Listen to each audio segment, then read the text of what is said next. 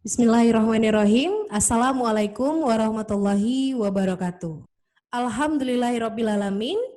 Puji syukur kehadiran Allah Subhanahu wa Ta'ala yang masih memberikan kita kesempatan kembali di Super Parenting SMA Islam Plus Atskia Medan.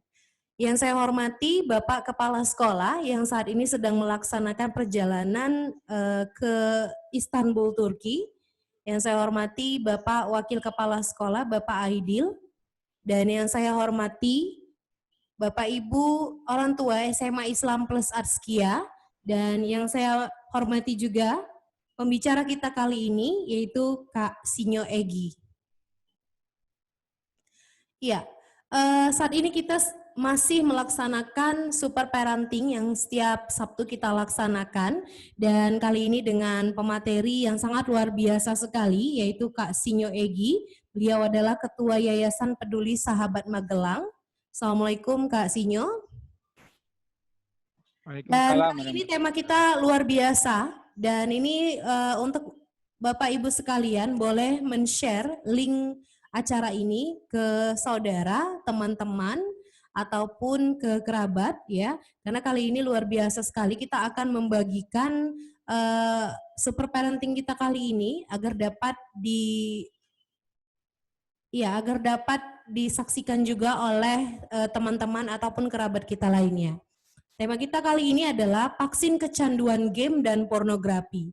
Seperti biasa, nanti untuk Bapak Ibu sekalian, silakan di sesi tanya jawab, ataupun jika nanti ada kesempatan dari pembicara untuk bertanya, silakan menggunakan aplikasinya, silakan menggunakan raise hand yang ada di layar monitor.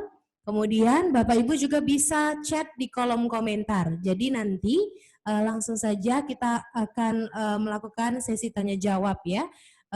Dan ya, terima kasih saat ini sudah hadir sambil kita menunggu juga untuk orang tua yang lainnya. Ya, saya sekali lagi saya silakan untuk men-share link. Ya, silakan untuk men-share link aplikasi CloudX kita kali ini di Super Parenting SMA Islam Plus Atskia Medan yang kita adakan setiap Sabtu ya.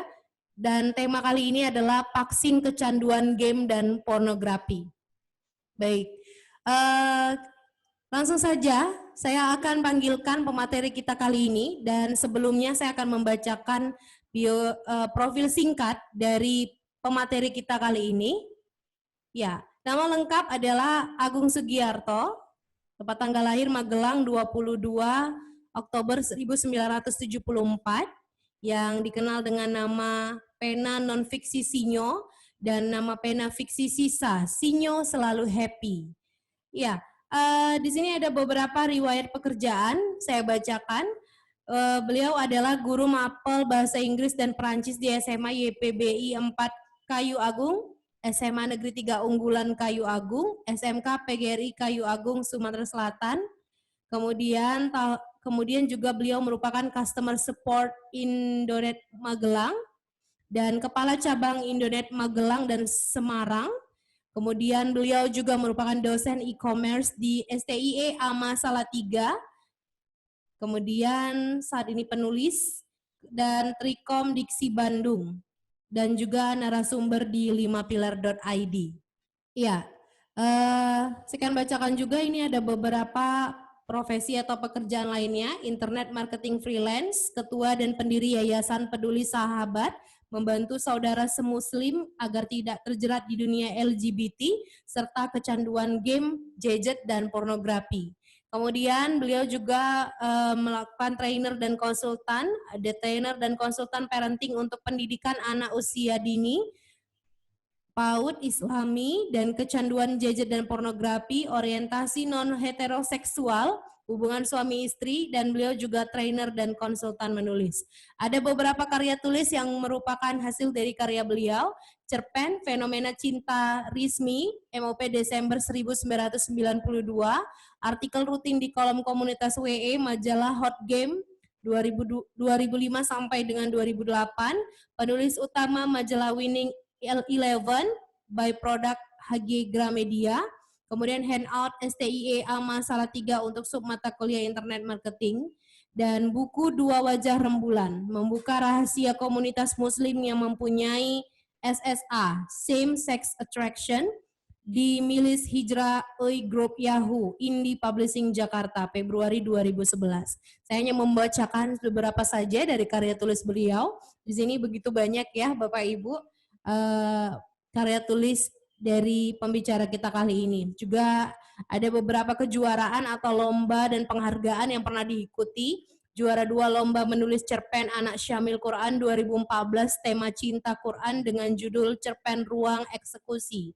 Kemudian juara 2 lomba menulis cerpen Faber-Castell International Indonesia 2014 kategori C dengan judul Cerpen Ruang Terakhir, dan Pena Award Unas Forum Lingkar Pena 2017 untuk kategori buku non-fiksi terpuji dengan judul buku Lo Gue Butuh Tahu LGBT, dan juara 1 lomba menulis status Facebook di HUT Partai Gerindra tahun 2019.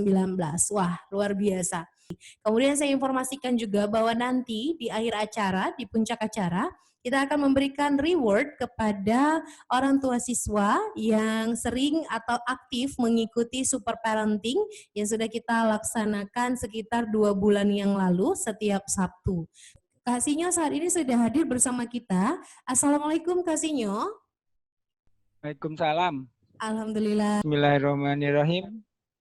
Ya. Assalamualaikum warahmatullahi wabarakatuh.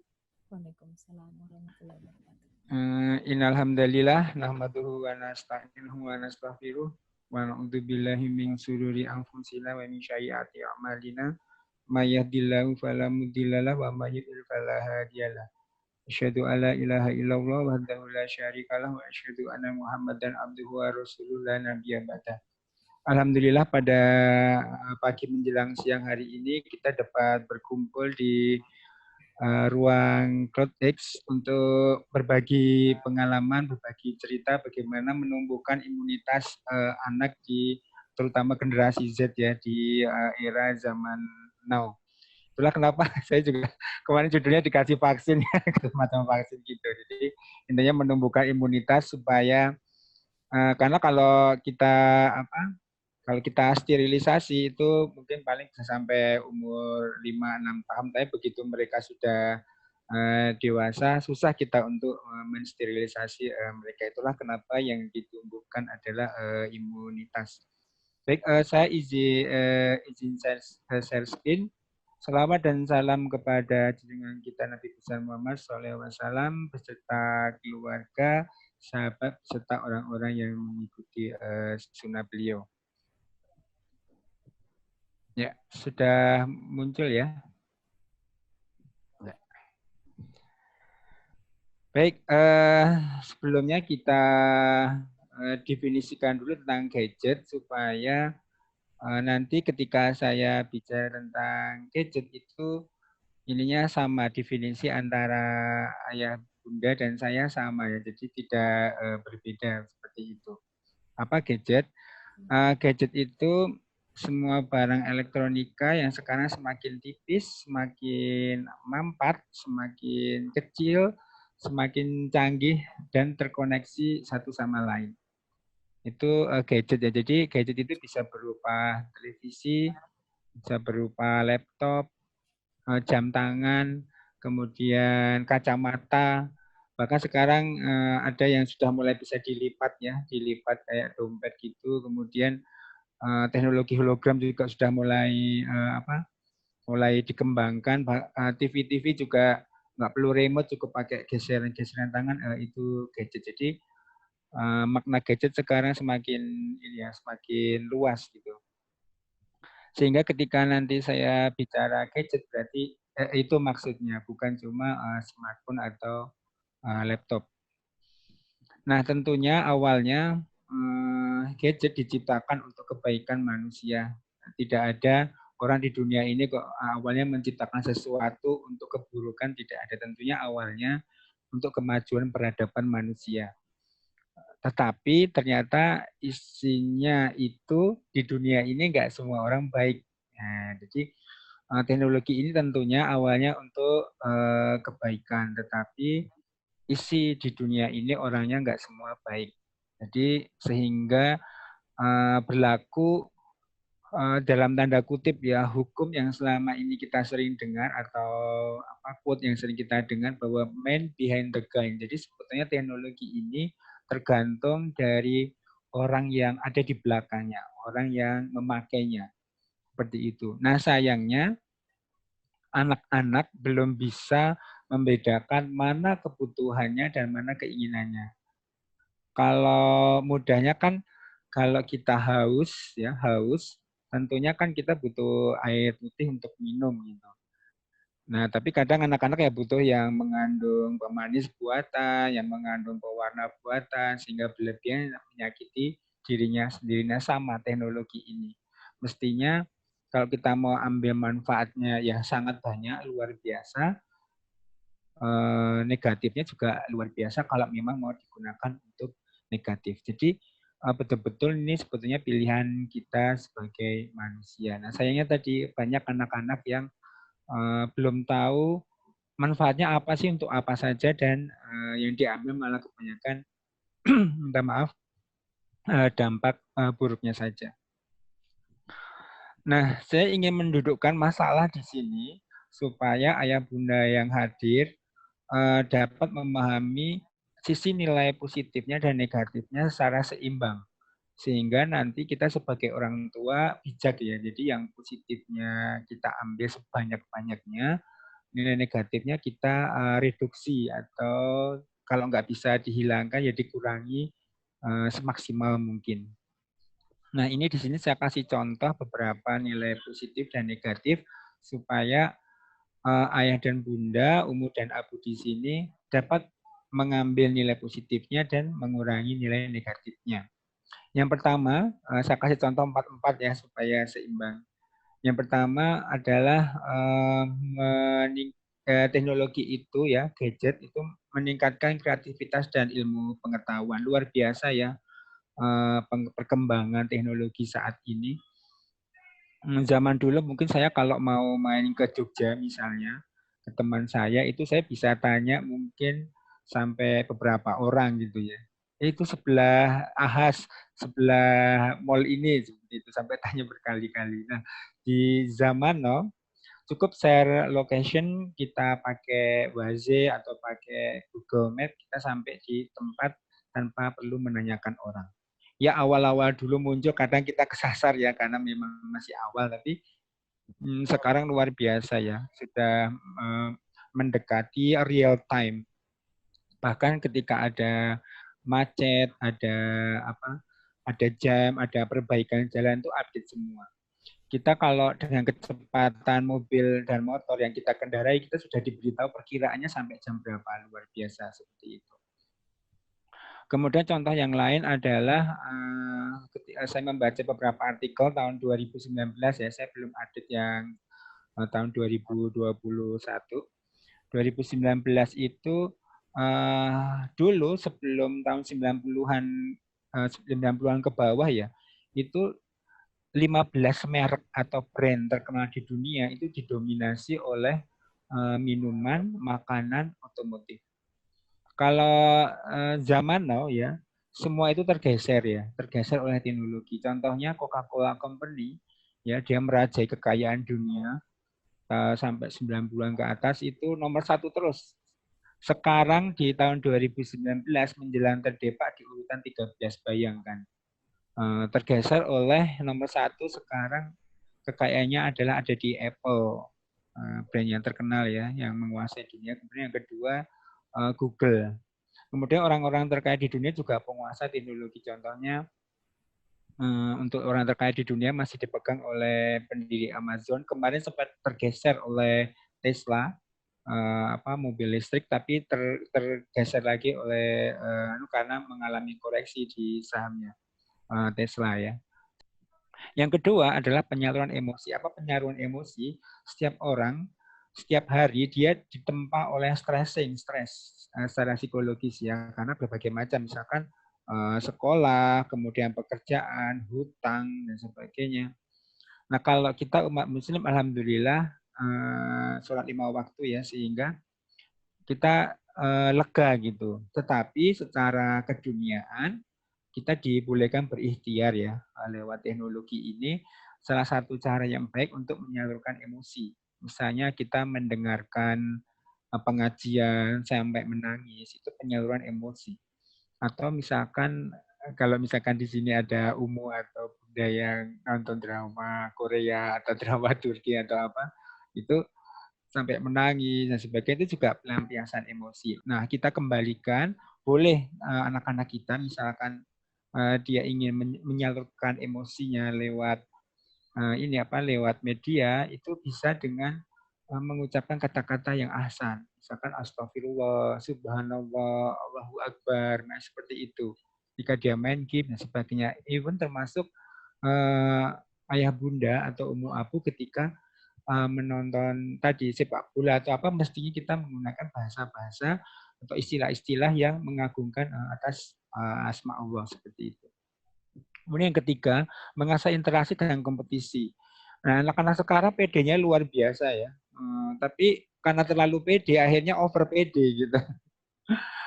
Kalau zaman dulu kita kalau lewat rumah gitu, orang anak-anak masih yang memberi assalamualaikum atau minta maaf permisi. Anak-anak sekarang kalau terlalu over PD ya sudah baru berharga gitu. Saya kalau nyapu gitu udah nggak menyapa dan sebagainya. Karena ya tadi diasah terus kompetisinya ya, lewat game, lewat persaingan menjadi YouTuber dan sebagainya, itu bagus, ada sisi positifnya, tapi tadi kadang terlalu berlebihan sehingga kadang terlalu pede, bahkan minta maaf hal-hal yang semestinya kepedean itu disampaikan untuk positif jadi hal-hal yang negatif, misalkan jilbabnya dicopot disampaikan, kemudian hamil di luar nikah, itu seperti itu ya. Hal-hal yang semestinya lewat media ini penyalurannya positif ke hal-hal yang kebaikan, malah sebagian ada yang diselewengkan seperti itu. Tapi memang kita harus mengakui bahwa dengan hadirnya teknologi, anak-anak sekarang jauh lebih pede dibandingkan kita dulu. Kemudian contoh yang terakhir, mengasah skill motor dan bahasa.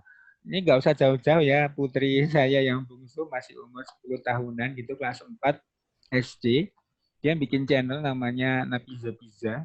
Itu dalam setahun subscribernya 3 ribuan lebih gitu ya, 3 ribuan lebih, dan pakai bahasa Inggris dia ininya ya. Jawabnya pakai bahasa Inggris. Bahkan ketika dia ngomong itu dengan teman-temannya di sebuah grup, yang saya dengar bukan seperti orang Indonesia yang ngomong bahasa Inggris ya, udah seperti bule ngomong bahasa Inggris gitu. Kalau kita kan yang tua-tua, contohnya saya bahasa Inggrisnya masih ya medok gitu ya. Kalau dia udah yang luar biasa ya. Jadi memang perkembangannya sekarang anak-anak dengan speednya internet ini, dia mudah memahami berbagai bahasa gitu.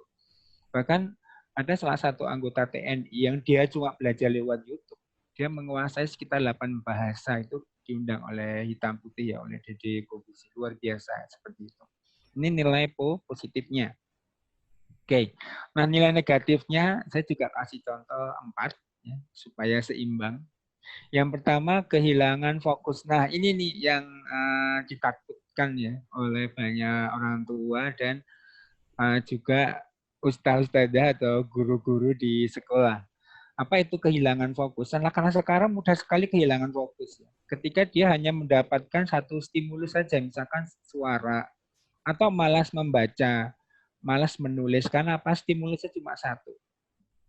Anak-anak generasi Z ini yang dibesarkan oleh teknologi ya sejak kecil, dia akhirnya terbiasa oleh berbagai macam rangsangan yang ada di multimedia.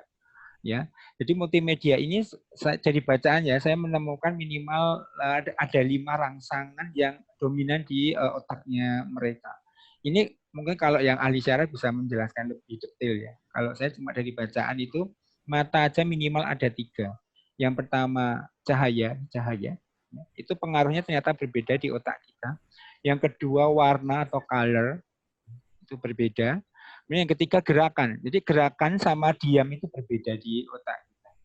Nah suara minimal ada 2. Misalkan ya, dor. mata kita tutup, berarti kan suara tadi merambat ke otak. Terus kita bertanya, ini suara apa ya? Nah, ketika itu kan stimulus satu. Nah, ketika kita buka mata kita, yang di otak tadi dihubungkan dengan mata, betul? Kembalikan ke otak. Oh, ternyata suara peluru. Nah, anak-anak sekarang akhirnya apa? Terbiasa oleh 5 rangsangan. Beda dengan kita dulu. Kalau kita zaman kita dulu ya, bel berbunyi tet gitu, kita tahan berjam-jam mendengarkan guru kita menjelaskan. Paling menghindari kalau karena saya duduk di depan ya, saya tinggi tapi saya duduk di depan, paling menghindari ludah beliau yang beramburan gitu. Nah, kalau zaman sekarang coba tanya ini para ustadz ustadzah ya atau guru, 15 menit tet berbunyi, kita cuma menjelaskan, anak akan nggak fokus, susah untuk mendengarkan kata-kata karena dia terbiasa oleh 5 rangsangan. Itulah kenapa sangat disayangkan banyak orang tua sekarang yang membiarkan anak makan sambil nonton, makan sambil pegang gadget. Kenapa? Karena dia sebetulnya tidak merasakan apa yang dia makan. Kalau nggak percaya, kalau misalnya ayah bunda masih punya anak yang sekitar umur 5 tahunan gitu, pas disuapin sambil nonton, coba dikasih tisu, jangan yang beracun ya, tisu atau kertas atau apa, disuapin dia pasti diam saja. Atau jangan salahkan sekarang anak-anak kalau pas main gadget mendengar adzan, dia diam saja, nggak akan menjawab. Kenapa? Dia otaknya terangsang 5 stimulus, sementara suara adzan cuma satu. Bunda dan Umu udah capek-capek masakin, aku ingin masakin suamiku tercinta, ingin masakin anak-anakku gitu kan. Udah capek-capek, woi guys, yuk kita makan bareng. Mereka sudah pegang gadget termasuk suami, diam saja, nggak menjawab ya. Karena apa? Stimulus kita satu, sementara mereka sedang terperangkap dalam 5 rangsangan. Nah, efeknya apa? Anak sekarang malas membaca, karena apa? Nggak bergerak, dia diem, menulis diem. Jadi susah fokusnya. Nah, kalau nggak percaya, saya uji ya, apakah yang hadir di sini termasuk kecanduan gadget atau tidak. Oke, ada 2 ujian. Yang pertama, 1 sama dengan 5, 2 sama dengan 10, 3 sama dengan 15, 4 sama dengan 20. 5 sama dengan 1. Yang jawab 25 pasti nggak fokus. Masih nggak percaya? Oke. Saya ingin membeli HP seharga 10 juta, tapi ngutang. Ngutang sama Bapak Kepala Sekolah SMA Islam Plus Askia 5 juta, ngutang sama moderator 5 juta. 5 tambah 5 berapa? 10. Oke. Bang, beli HP seharga 10 juta. Alhamdulillah Kak Sinyo, hari ini diskon 3 juta bagi pembeli pertama. Saya membawa HP seharga 7 juta, sisa uang yang saya pegang 3 juta.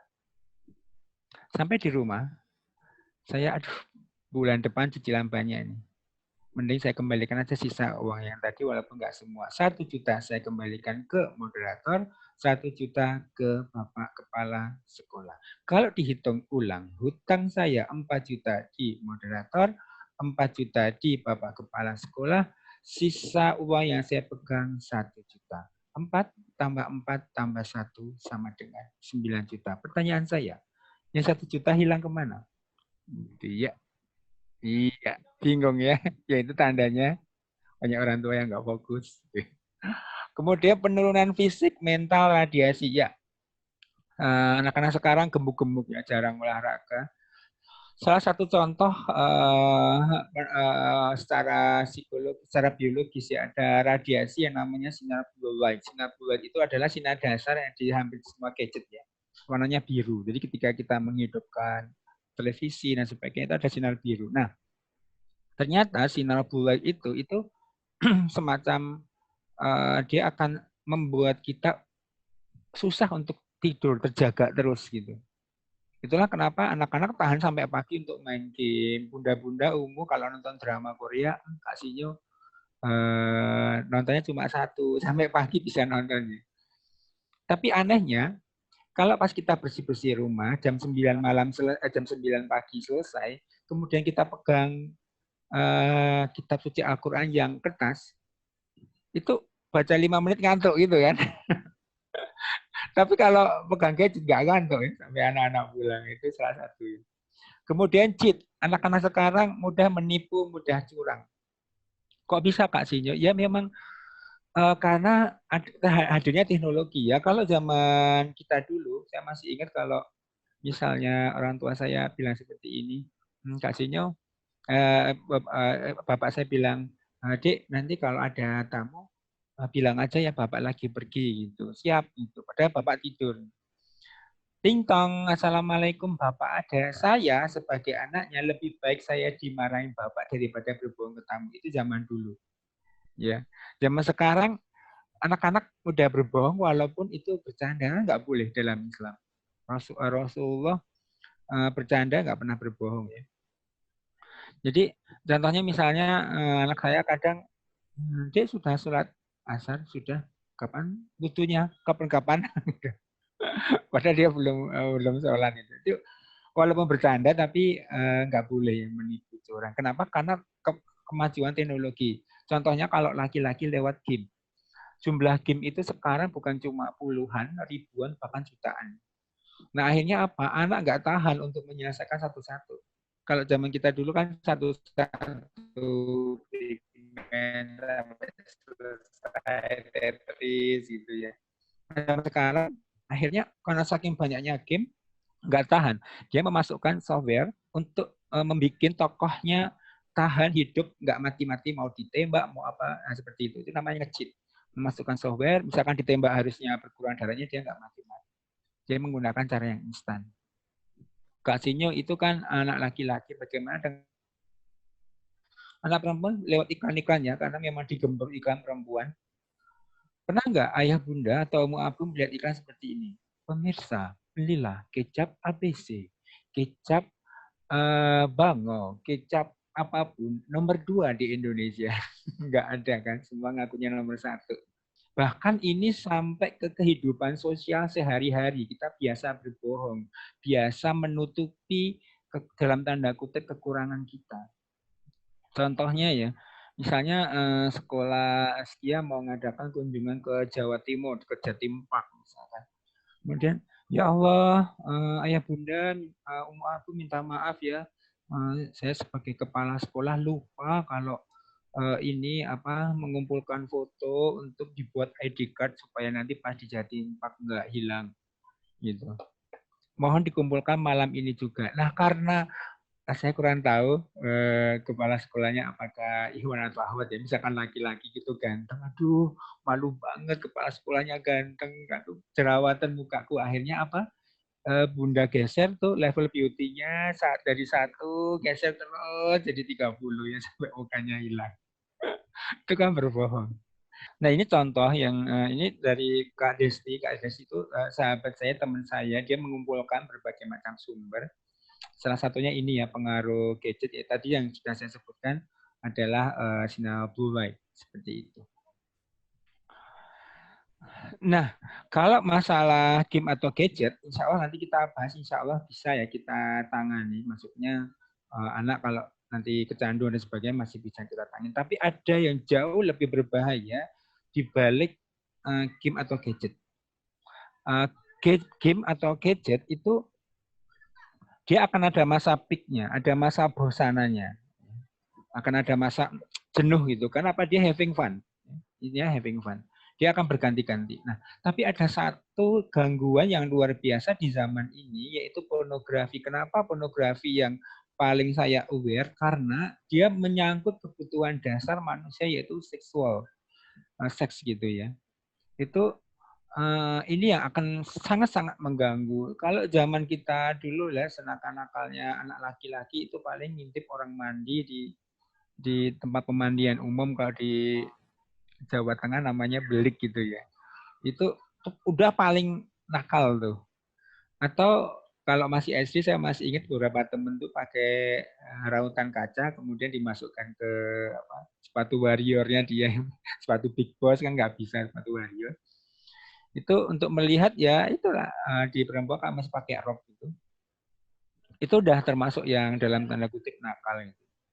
Nah, zaman now itu didatangi semua ya, nggak cuma laki-laki, nggak perempuan. Kalau zaman dulu pornografi adalah miliknya laki-laki ya. Sekarang perempuan pun bahkan sudah didatangi. Zaman dulu perempuan nggak tahu seks kecuali satu, diajari laki-laki lewat pacaran. Yang kedua, tanpa sengaja menonton pornografi. Yang ketiga, profesinya perawat, dokter atau sejenisnya yang dia memang berhubungan dengan reproduksi manusia. Nah, zaman now luar biasa ya. Anak-anak kita didatangi sejak dini. Nah, tadi saya bilang bahwa kalau awalnya perempuan tidak tahu seks, sekarang diajarkan ya dengan berbagai macam cara. Ini salah satunya adalah lewat anime, lewat manga, ya baik berupa anime atau manga yang digital juga. Itu yaoi adalah genre sesama jenis ya, boys lover di anime dan manga.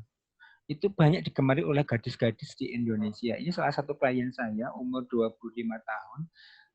Sejak umur 15, berarti SMP ya, SMP kelas 3-an gitu, dia biasa membaca komik yaoi atau manga yaoi. Nah, 10 tahun kemudian di usia 25 tahun, kalau nggak membaca komik sejenis itu, dia semacam sakau.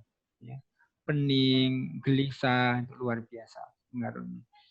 Ujung-ujungnya apa? Anak-anak sekarang seperti ini ya. Minta maaf, kita kalau mendengar zaman dulu, misalkan ada tetangga kita yang married by accident, misalkan di luar nikah gitu ya, hamil di luar nikah, itu malunya minta ampun ya, sampai disembunyikan dan bla bla bla. Sekarang luar biasa ya, bahkan diumbar di mana-mana. Nah, ini contohnya ya, anak-anak sekarang seperti ini ya. Mungkin kalau zaman dulu masih ingat Ungu sama Bunda misalkan pulang sekolah ya jam 1 siang, masih SD, SMP atau SMA, ada orang gila tanpa sengaja dia melorotin celananya, memperlihatkan kemaluannya, itu bisa yang heboh ya, itu apa lari gitu. Nah, kalau di zaman now ya seperti ini. Minta maaf kalau cuma kayak gitu mah banyak di internet. Kita butuh praktik. Kenapa? Memang ya di mana-mana ada ya. Kita lihat iklan itu sangat menggoda gitu. Ada gerakan-gerakan yang aneh-aneh. Ini apa sih, diklik. Nah, nanti ujung-ujungnya ke pornografi. Nah, itu luar biasanya. Itulah kenapa sekarang ayah bunda jangan heran ya, banyak yang bukan cuma minta maaf seks bebas seperti yang kita bayangkan dulu, ada yang dengan antar keluarga ya, saya menangani juga. Kemudian yang dengan binatang di Karawang ya 2019 ada 3 memperkosa seekor domba. Ada yang dengan benda-benda fetis, luar biasa ya perkembangannya. Nah, untuk gadget itu sendiri, kalau pembagian kategorinya itu tergantung dari masing-masing lembaga. Nah, di Peduli Sahabat kita membaginya menjadi 3, yaitu kategorinya normal, kecanduan, dan maniak. Apa normal indikatornya? Normal, 1 kali 24 jam seorang anak tidak memegang gadget dalam bentuk apapun, dia akan merasa baik-baik saja. Itu berarti dia normal. Nah, kecanduan 1 kali 24 jam, dia tidak memegang gadget dalam bentuk apapun, merasa resah dan gelisah. Nggak nyaman, tapi masih bisa, karena situasi dan kondisi, dia masih bisa dikondisikan. Saya seperti ini. Dek, ayo main tempat kakek, di mana rumahnya kakek ada di Kebumen. Pikirnya dia Kebumen kayak di Jakarta. Ini misalnya rumahnya di Jakarta. Nah, sampai di sana nggak ada listrik, nggak ada air, nggak ada listrik, nggak ada wifi. Kalau dia merasa baik-baik saja, ya dia normal. Tapi kalau aku nggak nyaman di sini, aku pengen pulang, pokoknya harus pulang. Nah, dia sudah kecanduan itu, karena dia butuh wifi dan sebagainya. Nah, kalau maniak itu sudah nggak bisa mengendalikan dirinya, nggak mau sekolah, berani memukul bapak ibunya, mencuri uang, nggak mandinya nggak cuma sehari ya, sampai ada yang sebulan nggak mandi. Bayangkan saya kalau menangani anak yang nggak mandi itu lengket-lengket gimana seperti itu. Nah, ini pembagian di Peduli Sahabat. Nah, solusinya apa? Solusinya ini kayak ditunggu-tunggu ya. Ya. Solusinya secara teknis ya, sebelum menumbuhkan imunitasnya atau vaksinnya nanti di yang bagian akhir. Nah, ini secara teknis dulu nih. Secara teknis, bagaimana sih cara mencegah? Jadi supaya si anak ini tidak minimal tidak kecanduan ya, apalagi maniak. Ya. Ini ada 4 yang tekniknya. Yang nomor 1 dan 2 ini dari salah satu dokter Ali Syarah dari Universitas Indonesia. Namanya Dr. Tiara. Yang nomor 3 dan 4 dari saya sebagai mantan maniakin yang sudah diterapkan di keluarga kami. Ya, jadi anak di bawah umur 2 tahun menurut Dr. Tiara ya, itu boleh terpapar elektronika dalam bentuk apapun, berarti gadget dalam bentuk apapun itu maksimal 2 jam. Maksimal 2 jam selama sepekan. Berarti 1 hari kita berapa? 10 sampai 15 menit. Nah, anak-anak kita udah berapa coba? Kemudian anak di atas umur 2 tahun maksimal 2 jam per hari. 2 jam per hari. Ini di masa bukan pandemi, ini masa normal ya. Nanti untuk masa pandemi bisa kita diskusikan. Kemudian yang ketiga dan 4 ini dari saya, kenalkan dunia nyata sejak dini secepat mungkin, seperti para anbiya, seperti para rasul, seperti para nabi. Rasulullah melihara kambing di usia berapa? 6 tahun. Bayangkan, 6 tahun udah melihara kambing di padang pasir yang banyak gangguannya. Beliau bisa. Sementara anak kita umur 6 tahun apa? Ya ngancingin baju aja susah. Kenapa? Karena kita mengikuti di psikologi di Amerika, Eropa, atau secara umum global bahwa anak-anak itu yang awalnya 17 tahun ke bawah, sekarang bahkan diundur ya 19 tahun ke bawah. Luar biasa. Akhirnya apa? Anak-anak dipaksa dewasanya itu terlambat. Padahal dalam Islam 10 tahun itu mestinya sudah akil. Akil itu dewasa otaknya, sudah bisa membedakan benar dan salah. Balik itu dewasa biologisnya. Persiapan untuk reproduksi itu usia 10 sampai 15 tahunan kesepakatan ulama. Nah, kalau diundur-undur akhirnya apa? Ya seperti ya kita ya. Saya termasuk produk yang seperti itu. Jadi badannya dewasa tapi otaknya masih kan anak-anak. Otaknya masih Naruto gitu. Jadi kalau ayah bunda yang mungkin pernah main ke Jabodetabek dan sebagainya kan sering ke Jabodetabek mungkin ya. Kalau pas naik KRL, lihat tuh di KRL, di bus, di kereta, di pesawat. Udah usia dewasa, mereka masih main game lah, nonton film berjam-jam ya luar biasa. Seperti itu. Kenapa? Karena dia hidup dalam dunia imajinasinya. Seperti itu yang belum terpenuhi di masa kecilnya. Nah, mestinya kenalkan dunia nyata seperti yang dicontohkan oleh Rasulullah. Minimal 10, usia 6-10 tahun itu sudah mengenal dunia nyata dengan baik. Kemudian yang terakhir, penuhi imajinasi anak usia 0 sampai 10 tahun. Kalau ini sama ya di Islam maupun di psikologi secara umum bahwa masa imajinasi itu 0 sampai sekitar 10 tahun, masa hayalan dan itu harus dipenuhi. Kalau tidak, kalau dalam ilmu psikologi walaupun ini masih menjadi perdebatan, akan meminta di usia dewasa dalam bentuk namanya inner child, keinginan anak-anak di usia dewasa. Walaupun ada yang tidak setuju. Tapi fenomenanya, gejalanya menunjukkan hal yang seperti itu. Jadi ketika kita tidak puas di masa kecilnya, dia akan meminta di usia dewasanya seperti itu. Itulah kenapa usia 0 sampai 10 tahun mestinya dipenuhi imajinasinya. Apakah harus pakai gadget? Tidak. Ya. Selama orang tua bisa memenuhi imajinasinya. Kenapa kita dulu bisa dewasa di usia SMP? Karena kita imajinasinya sudah terpenuhi ya. Kita belajar cuma sampai jam 12-an, jam 1 habis itu kita berimajinasi dengan teman-teman kita sampai sore lewat permainan. Nah, anak-anak sekarang di-push gitu ya, di-push untuk tidak terpenuhi imajinasinya. Kenapa? Kedua orang tuanya sibuk dengan urusannya masing-masing. Akhirnya apa? Dia terpenuhi lewat gadget tadi seperti itu. Jadi selama orang tua memang sibuk, ya nggak apa-apa pakai gadget, tapi dibatasi dengan durasi maksimal tadi 2 jam per hari ya, dalam bentuk apapun. Kesalahan fatal sebetulnya kalau ditempatkan anak-anak itu di usia boleh mengakses gadget hanya di hari Sabtu dan Ahad. Kenapa? Kalau dia tidak tahan, dia akan berbohong, mencuri pulsa, main ke warnet dan sebagainya. Kalau dia tahan, maka ada imajinasi yang kurang. Apa akibatnya? Hari Sabtu dan Ahad dia ya nggak mau kemana-mana, maunya ya cuma main gadget seperti itu. Nah mestinya yang baik penuhi tiap hari tapi frekuensinya tiap hari tapi durasinya pendek. Seperti itu ya tadi maksimal 2 jam di masa non pandemi. Itu cara mencegahnya. Untuk penanggulangannya jika sudah terjadi bahwa anak-anak ini kecanduan misalnya, maka yang paling penting adalah yang nomor 1. Apa nomor 1? Pahami situasi dan kondisi anak. Ini yang paling penting. Coba, siapa dari kita yang belum atau merasa tidak pernah kecanduan game atau gadget? Ya, di zaman dulu kita juga kecanduan game. Menjadi pertanyaan adalah kenapa orang tua zaman dulu nggak khawatir ketika anaknya kecanduan game? Karena satu, game zaman dulu menyehatkan.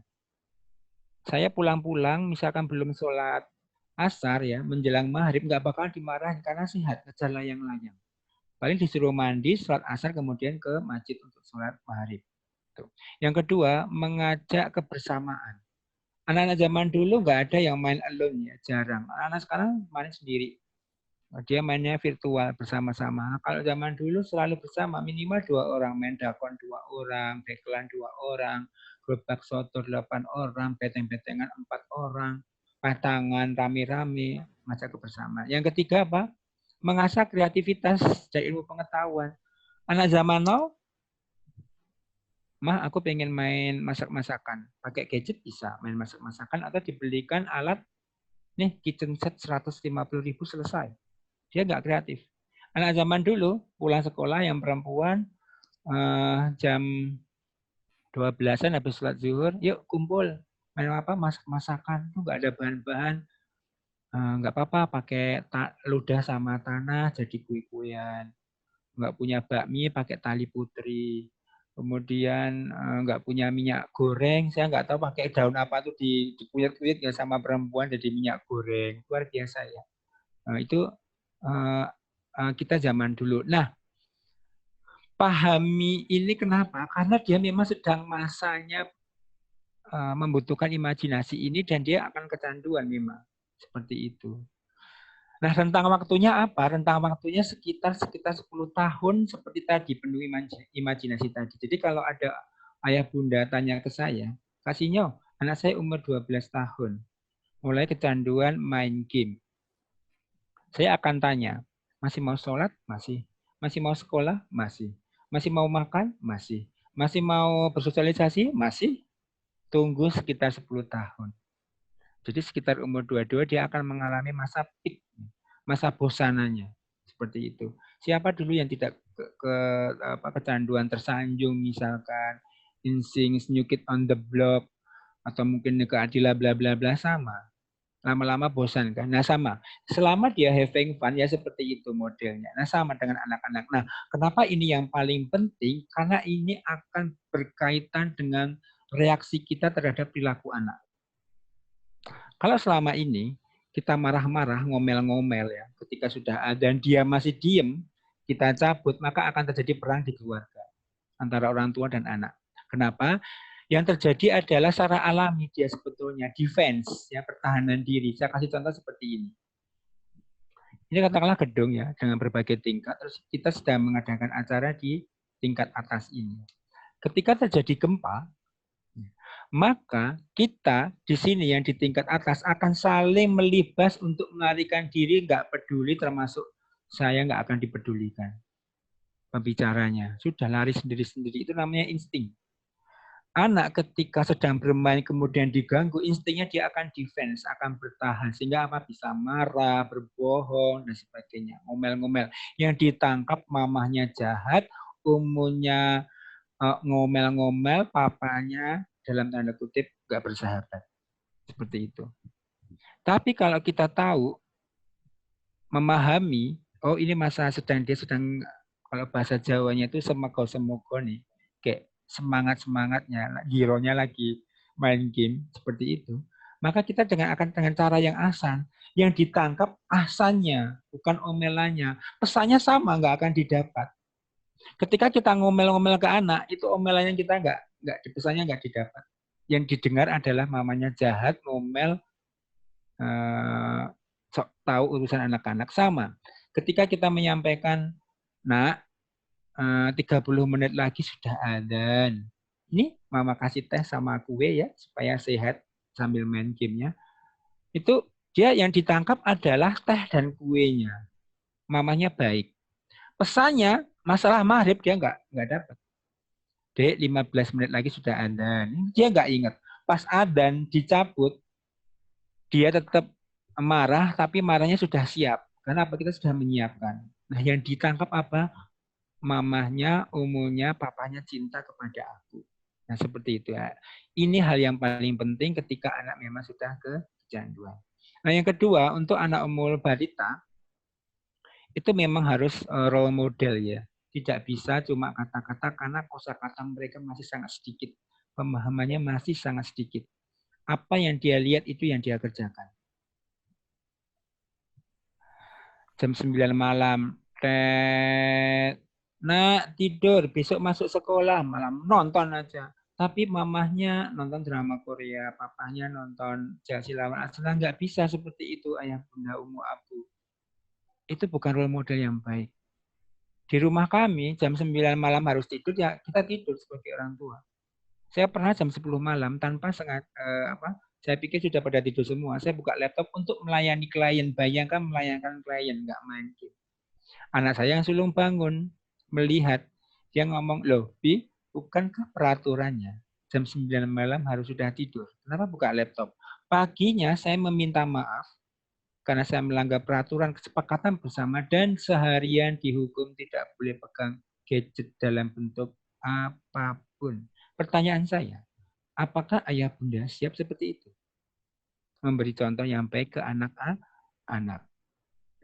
Saya pernah ya di Jabodetabek masuk kereta, ada ibu dan anaknya masuk di priority seat, ya, di kursi prioritas. Anaknya disuruh lihat pemandangan. Dia itu lihat pemandangan di jendela. Mereka seneng ya lihat jendela jedek, pakai KRL gitu. Ibunya main gadget. Anaknya bosen ngomongnya seperti ini, mah pinjem dong. Ntar kamu kecanduan. Padahal ibunya sedang kecanduan. Nah, yang terakhir, hati-hati untuk anak usia 6 tahun ke atas itu amanah dari Allah ada dua, yaitu keimanan, berarti agama, dan kedua khalifah di bumi, berarti fakta dan data, akalnya. Jadi dua-duanya harus diasah, nggak bisa cuma salah satu, harus berimbang. Kalau yang diasah cuma agama, anak kita akan jadi follower, pengikut, nggak menggunakan akalnya. Dek mau masuk surga sama Kak Sinyo, mau Kak Sinyo, ayo kita ngebom di tamrin sana, nggak menggunakan otak. Tapi kalau yang diasah cuma akalnya menjadi kaum liberal, nah dua-duanya harus diasah. Dan ini tidak mudah. Di zaman now, dua-duanya harus diasah lewat fakta dan data termasuk soal kecanduan. Nggak bisa, misalnya anak zaman now, ya misalnya minta maaf, ada anak SMA tanya seperti ini, mah, pah, COLI atau ONANI atau masturbasi itu gimana menurut Islam? Ini nggak boleh, haram, bla bla bla bla bla bla. Pak, ini saya habis baca di Jurnal Internasional Kesehatan bahwa penyebab kanker prostat karena kantong spermanya jarang dikeluarkan. Intinya seminggu harus dikeluarkan 2 kali. Bagaimana Pak? Umu abu, papa mama, ayah bunda mau jawab apa coba? Kalau kita nggak update ilmu pengetahuan. Jadi please kita update ilmu agama kita dan juga ilmu pengetahuan. Kak Sinyo, bagaimana kalau misalkan saya nggak update ilmu pengetahuan, masalah game dan sebagainya, tanya sama ahlinya. Oke? Oke. Nah, yang terakhir, ini sebagai tadi ya, vaksinasi, maksudnya bagaimana sih cara menumbuhkan imunitas? Karena kalau dengan cara sterilisasi, paling sampai umur 5-6 tahun ya kita bisa menggunakan misalkan parental control dan sebagainya. Itu bisa. Tapi mau sampai kapan? Sebentar lagi mereka SMP boarding, sebentar lagi ke SMA boarding atau mungkin kuliah. Mereka bebas.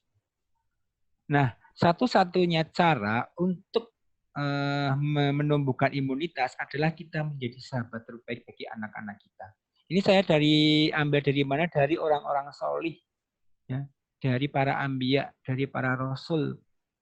Mereka adalah sahabat terbaik bagi anak-anaknya. Contohnya, Nabi Nuh, 950 tahun mendakwahi keluarganya, mendakwahi umatnya. Bahkan anaknya belum mau, itu apakah menjelang anaknya wafat, itu ngomongnya hei keparat, hei enggak. Manggilnya ya bunaya. Ucapannya sangat luar biasa. Itu ucapan panggilan kesayangan. Nah kadang kita ke anak kita buset deh, anjay deh, luar biasa. Seperti itu. Kemudian Nabi Ibrahim. Nabi Ibrahim ketika mendapatkan wahyu untuk memenggal Nabi Ismail, apakah langsung dipenggal? Tidak. Nabi Ismail sekitar masih remaja ya, sekitar usia ya 11, 12, 13 gitu. Nabi Ibrahim ngomongnya kurang lebih, tadi malam Abi ngimpi seperti ini. Bagaimana menurutmu? Bagaimana pendapatmu? Luar biasa.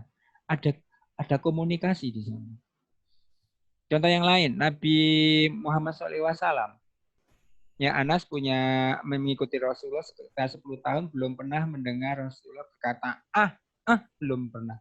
Bahkan ketika Anas dimintain tolong Rasulullah untuk melakukan sesuatu, kemudian di pasar dia melihat anak-anak kecil bermain, itu Rasulullah mencari sendiri, bayangkan kepala negara, mencari seorang anaknya, kodimnya, untuk mengingatkan, itu enggak yang nyuruh anak buahnya, enggak.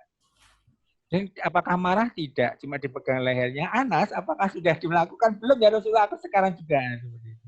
Luar biasa ya. Kemudian ada juga Luqman Al-Hakim ya, salah satu orang yang bukan Nabi dan Rasul, tapi diakui mempunyai hikmah. Itu juga sama ya, ke anaknya juga luar biasa sayang. Nah, apa yang terjadi dengan kita? Ya, kita menjadi musuh bagi anak-anak kita. Nah, bagaimana menjadi sahabat terbaik bagi anak-anak kita? Ada dua hal yang harus dilakukan. Yang pertama, komunikasi yang sehat. Apa komunikasi yang sehat? Indikatornya ada dua. Jujur, terbuka, tetapi tidak vulgar. Sayangnya banyak orang tua yang berbohong sejak kecil ke anak-anaknya. Mah, aku asalnya dari mana? Beli di toko. Berbohong. Ya. Jadi kita tidak jujur gitu. Nah, itu akan menjadi pintu anak nggak akan percaya sama kita. Seumur hidup, saya dan istri saya, sekalipun belum pernah berbohong ke anak-anak kita, sekalipun. Boleh tanya anak-anak kami. Buahnya apa? Mereka selalu percaya dengan kita. Itu yang A. B. Jangan memutus komunikasi. Apa putus komunikasi? Pandangan mata dan gestur tubuh kita. Menghargai mereka sebagai anak. Sayangnya banyak orang tua yang minta maaf ya, tidak menghargai anak. Assalamualaikum. Mama, ini ada surat dari ustadzah, katanya disuruh baca. Mamahnya loh, sambil pegang HP. Saya di pintu. Makasih ya, tidak menghargai. Mestinya letakkan HP-nya, pandang wajah anaknya, hargai dia sebagai manusia.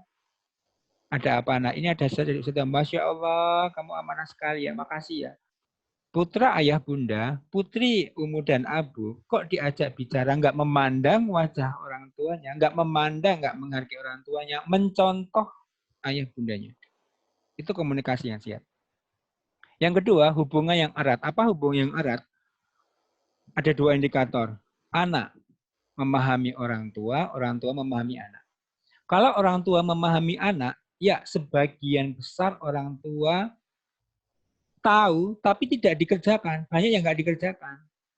Contohnya, jangankan masalah PUBG, jangankan masalah Blackpink, masalah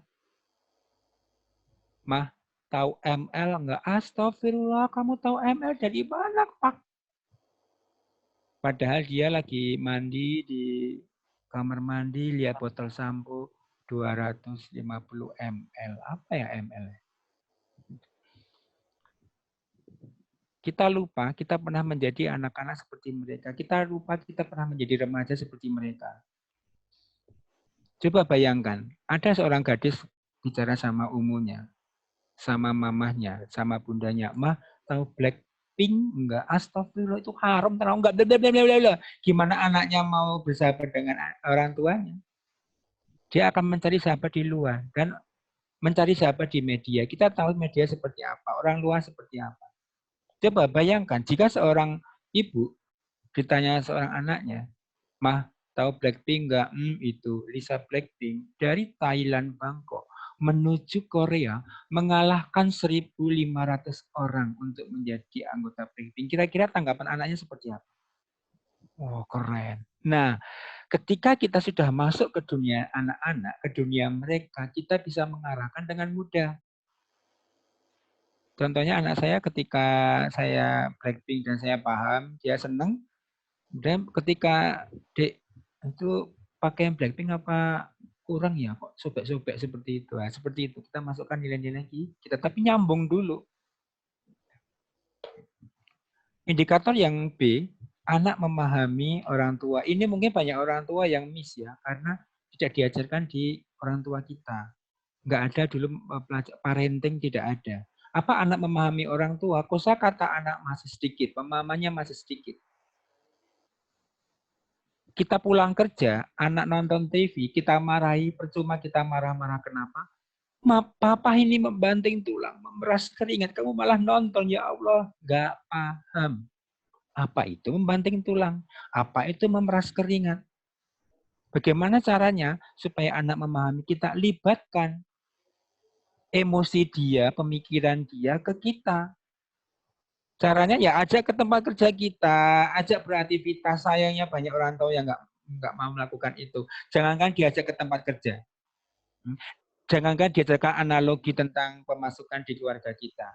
Nyuci piring pun, mah ikut nyuci piring ya, anak umur 2 tahun, ntar pecah, minggir-minggir. Sudah. Gimana anak mau tahu cuci piring? Nggak apa-apa, ambil cuci piring, rompiang, astagfirullah. Sama sampai berdarah. Dia jadi tahu, oh nyuci piring nggak mudah. Bagaimana supaya tahu ayahnya kerjanya berat, ajak ke tempat kerjanya. Misalnya jadi guru di SMA Plus Askia. Sini, Kak, kemana? Ikut mama ke tempat kerja bapak. Bapak kerja di mana? Di SMA Islam Plus Askia Medan. Oke. Tuh, lihat fingerprint namanya. Dad, maaf. Anda terlambat 5 menit, dipotong 10.000. Udah gajinya kecil, dipotong melulu. Dia kan nggak tahan kan di sana, bosan di sini nggak ada mainan. Itu yang dirasakan Papa tiap hari. Nah, dia jadi merasakan.